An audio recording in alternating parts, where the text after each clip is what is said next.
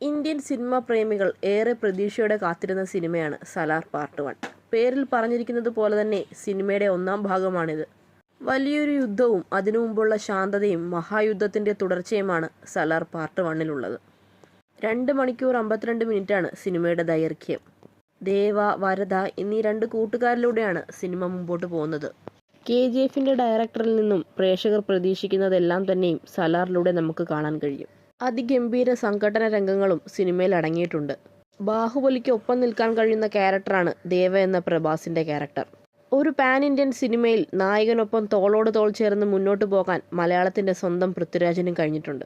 ഒരു നാടിന്റെ അധികാര തർക്കവും ആഭ്യന്തര യുദ്ധവുമാണ് സിനിമയിൽ ചർച്ച ചെയ്യുന്നത്. മ്യൂസിക്കും എഡിറ്റിംഗും തന്നെയാണ് ചിത്രത്തിന്റെ നട്ടെല്ല്. വലിയൊരു യുദ്ധം തുടങ്ങാൻ പോകുന്ന സാഹചര്യത്തിലാണ് ചിത്രം അവസാനിക്കുന്നത്. സലാർ പാർട്ട് 1 ഒരു പർവ്വതമാണെങ്കിൽ സലാർ പാർട്ട് 2 ഒരു അഗ്നിപർവ്വതം തന്നെയായിരിക്കും.